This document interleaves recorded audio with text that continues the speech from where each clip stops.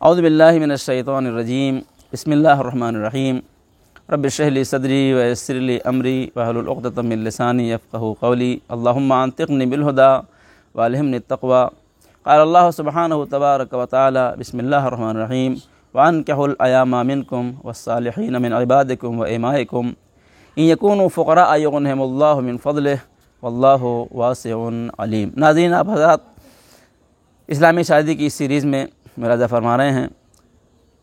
پہلی ایپیسوڈ میں آپ نے ملاحظہ فرمایا کہ اچھی عورتوں کے صفات کیا ہیں۔ آج ہم بتائیں گے کہ بری عورتوں کے صفات کیا ہیں۔ ہر شخص کی ذمہ داری یہ ہوتی ہے کہ وہ اپنے بچوں کے لیے اچھی ماں لے آئے، اپنے گھر کے لیے اچھی بہو لے کے آئے، اور ہر شخص ہمیشہ خوب سے خوب تر کا انتخاب کرتا ہے۔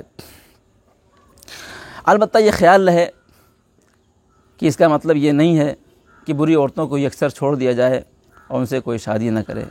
اس ایپیسوڈ کا جو اصل مقصد ہے وہ یہ ہے کہ ہر انسان اچھا ہوتا ہے، عورتوں کو چاہیے کہ وہ اپنے اندر وہ صفات پیدا کریں جو اسلام چاہتا ہے، جو نبی چاہتے ہیں، جو دین چاہتا ہے، جو ہمارے امام چاہتے ہیں۔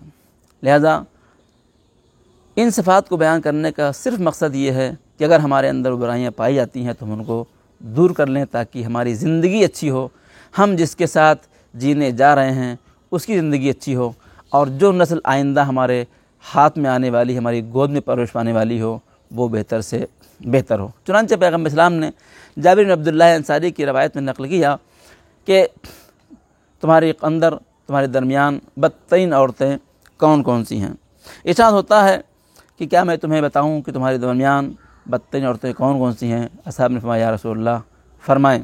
رسول نے فرمایا کہ بدترین عورت وہ ہے کہ جو خاندانوں میں، اپنے اہل و عیال میں ذلیل ہو اور اس کی کوئی حیثیت نہ ہو۔ البتہ یہاں پہ تفصیلات ہیں جس کا وقت نہیں ہے۔ اپنے شوہر سے تکبر و غرور سے ملتی ہو، مگر مثلا اگر کوئی لڑکی ہے جس نے زیادہ پڑھ رکھا ہے، شوہر کی تعلیم کم ہے، تو وہ اپنے علم پر غرور کرے۔ کوئی مالدار عورت ہے، کسی غریب سے شادی ہوتی ہے تو اپنے مال و دولت پر غرور کرے، تکبر کرے، یا اپنے حسن و جمال پہ تکبر کرے۔ کسی چیز پر شوہر کے سامنے تکبر نہیں کرنا چاہیے۔ ناز نخرے والی ہو، بلا وجہ کو شوہر کو پریشان کرتی ہو اور بلا وجہ نخرے کرنے والی ہو، وہ عورت اچھی نہیں ہوتی ہے۔ شوہر کے نہ رہنے پر میک اپ کرتی ہو، شوہر نہیں ہے تو میک اپ کر کے نامحرموں کے سامنے جاتی ہے، وہ بدترین عورت ہے۔ شوہر سے دوری اختیار کرنے والی ہو، شوہر کو جب ضرورت ہے تو شوہر کے پاس نہیں جاتی ہے، نہیں معلوم کنہیں اسباب کی بنا کے اوپر، شاید مغرور ہے، شاید کچھ بھی ہو، شوہر سے غرور نہیں چلے گا، اور شوہر سے دوری اختیار کرنا اچھی بات نہیں ہے۔ شوہر کی بات نہ سننے والی ہو، بہت سی عورتیں ہوتی ہیں جو وہی کرتی ہیں جو اس کے شوہر نہیں چاہتے ہیں، یہ کام بدترین عورتوں کا ہے۔ اور اس کے بعد اس کے عذر کو قبول نہ کرنا۔ ایک عورت اگر اس کا شوہر کوئی غلطی انسان سے ہو گئی اور اس سے معذرت چاہے تو اس کی ذمہ داری یہ ہے کہ اپنے شوہر کی معذرت کو قبول کر لے۔ یاد رکھیے کہ اگر بیویاں اچھی ہوتی ہیں تو نسلیں بھی اچھی ہوتی ہیں اور بچے بھی اچھے ہوتے ہیں، اور سماج میں ایک اچھی نسل حوالے ہوتی ہے۔ ایک مختصر واقعہ میں آپ سامنے عرض کرنا چاہتا ہوں۔ امام محمد باقر علیہ السلام سے روایت ہے کہ بنی اسرائیل میں ایک بہت عقل مند اور مالدار انسان تھا۔ اس کی دو بیویاں تھیں، ایک بیوی پاک دامن اور نیک تھی، اور دوسری بیوی جو عفیف نہیں تھی، پاک دامن نہیں تھی، اور تھوڑا سا بری تھی، بدترین عورتوں میں سے تھی۔ دونوں سے بچے تھے۔ جب وہ مرنے لگا تو اس نے وصیت کی کہ میری تمام دولت میرے ان بچوں میں سے ایک بچے کی ہے، اور یہ کہہ کے وہ مر گیا۔ جب وہ مر گیا تو دولت کو لے کے آپس میں جھگڑا شروع ہو گیا۔ جو عفیف عورت تھی، جو پاک دامن عورت تھی، اس کا ایک بچہ تھا، اور جو غیر پاک دامن عورت تھی، جو بری عورت تھی، اس کے دو لڑکے تھے۔ آپس میں جب نزاع ہوا، اختلاف ہوا، تو لوگ قاضی کے پاس گئے۔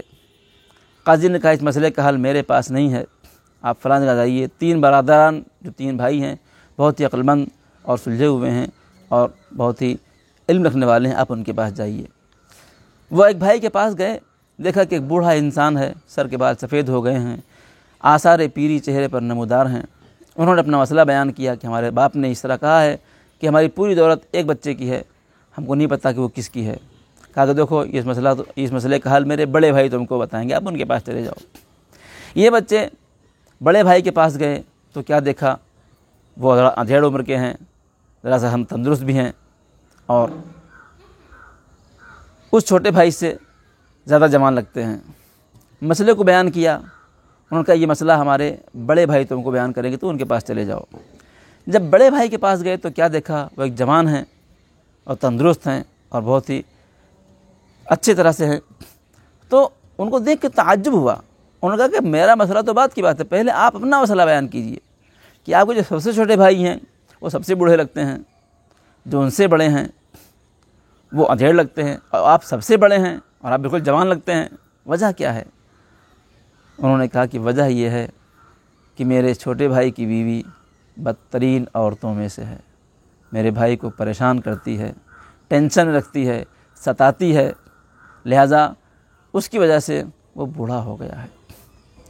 اور میرے جو بیچ کے بھائی ہیں ان کی بیوی کچھ اچھی ہے کچھ بری ہے، پریشان بھی کرتی ہے، کبھی خوش بھی کر دیتی ہے، لہذا وہ اس سے جوان ہے۔ اور میں جو سب سے بڑا ہوں، میری بیوی اللہ نے مجھے ایسی زوجہ دی ہے جو مجھے ہمیشہ خوش رکھتی ہے، میرے غم کے غمگسار ہے، میری خوشی میں میرے شریک ہے، میرا خیال رکھتی ہے، لہذا ماشاء اللہ میں آپ کے سامنے جوان دکھ رہا ہوں۔